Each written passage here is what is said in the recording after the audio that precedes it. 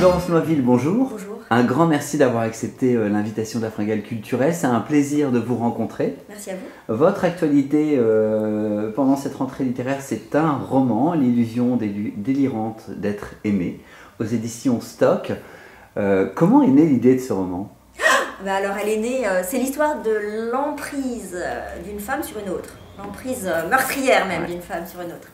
Et alors elle est née d'un point de départ assez personnel, c'est-à-dire qu'à un moment j'ai eu l'impression de me retrouver dans les filets ou dans les rets d'une fille qui ne me voulait pas que du bien.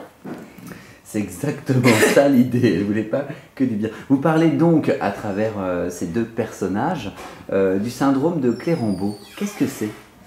Alors le syndrome de Clérambault, il apparaît peu à peu dans le roman. Au début, elles sont amies ces deux femmes. Il y en a une qui s'appelle Laura, l'autre qui s'appelle C. Et enfin, elles étaient amies d'enfance et puis elles se retrouvent, elles s'étaient perdues de vue. Puis elles se retrouvent, Laura est journaliste, elle écrit des bouquins, un jour elle signe dans une librairie et C est là. Et puis, donc elle se retrouve avec plaisir. Laura comprend que C traverse un peu une période difficile, donc elle l'aide à rentrer à la télé où elle travaille.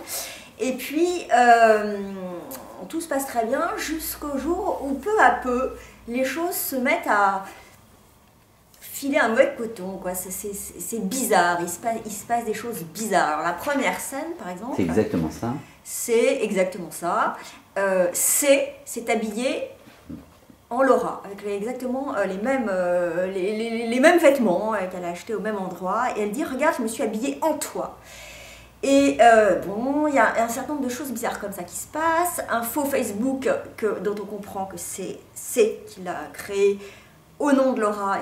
Et peu à peu, on va comprendre que C est obsédé par une idée, devenir Laura, au fond. Et prendre sa place, et lui prendre son boulot, et lui prendre éventuellement son copain, et lui piquer son identité, et la vider de sa substance pour elle-même l'incorporer. C'est un peu une histoire de vampirisme. Et alors cette Laura, elle va se dire à la fois c'est horrible, mais en même temps c'est très intéressant parce qu'elle est journaliste, n'oubliez pas, elle écrit des livres. Donc elle veut s'approcher de l'autre pour savoir ce qui la met en mouvement, pourquoi, comment ça s'est déclenché chez elle, cette espèce de folie meurtrière. Et donc elle va découvrir que l'autre est malade et qu'elle souffre de la maladie de Clérambault. Pour revenir à ma question, pour revenir à ma qu'est-ce question, que c'est que le syndrome de Clérambault ? Un petit détour. Alors le syndrome de Clérambault, c'est aussi ce qui s'appelle ça, l'illusion délirante d'être aimé. C'est comme ça qu'il l'avait qualifié, cette pathologie. Clérambault, lui, c'était un psychiatre qui était le maître de Lacan, donc au début du XXe siècle. Et il appelait l'illusion délirante d'être aimé le fait pour un patient ou une patiente psychotique, hein, c'est une psychose, d'être absolument convaincu que quelqu'un d'autre l'aime.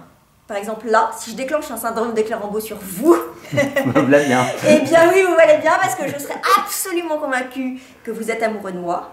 Alors au début, ça va vous faire rigoler, hein, et vous vous direz, bon, elle est un peu déjantée. Après, vous vous direz, bon, ça commence à être un peu casse-pied parce que vous allez recevoir des mails et des mails et des mails, des messages, on va vous laisser un petit papier roulé dans votre serrure, on va vous mettre ça on va vous suivre dans la rue. C'est exactement ce qui arrive à Laura, hein.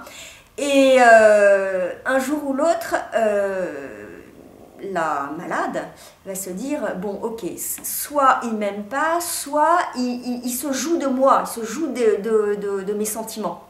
D'abord il était dans le déni, il m'a dit que c'était pas vrai, qu'il m'aimait pas, mais maintenant au fond je vois très bien qu'il est voilà, dans le déni manipulateur. Et là le malade va commencer à nourrir une espèce de rancune. Et la rancune va se transformer en envie de violence, et l'envie de violence va se transformer très souvent en passage à l'acte, c'est-à-dire se terminer très mal. Et là, c'est un amour poison, c'est l'amitié toxique. D'ailleurs, ça me fait penser en lisant votre livre, je n'ai pas pu ne pas faire le rapport avec le nouveau roman de Delphine de Vigan, oui. D'après une histoire vraie. Et je trouve que les thèmes sont communs avec un angle que vous proposez différent.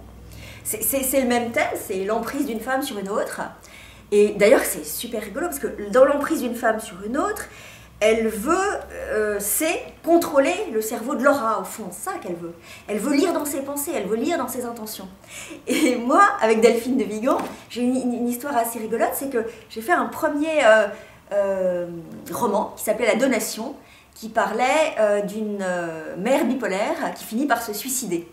Et puis, quelques années après, Delphine de Vigan a fait aussi un roman sur ce thème-là. Là, on sort, vous avez raison de le dire, un livre sur des thèmes assez voisins, au fond. Et alors, je me dis, c'est drôle, peut-être que je suis, au fond, sous l'emprise de Delphine de Vigan, qui lit dans mes pensées. Et alors, j'ai envie de lui dire, mais qu'est-ce que je vais faire maintenant? Ça sera quoi mon prochain livre? Non, je plaisante, bien entendu. Non, ce que je voulais juste souligner, c'est que, effectivement, c'est le même thème, mais d'une certaine façon, j'ai l'impression que moi, ça pourrait être la suite du roman de Delphine de Vigan. Parce que mon parti pris, c'est d'essayer d'aller plus loin pour comprendre scientifiquement quels sont les mécanismes et les ressorts profonds de cette folie. Qu'est-ce qui alimente cette pensée obsessionnelle qui tourne en boucle dans la tête de C.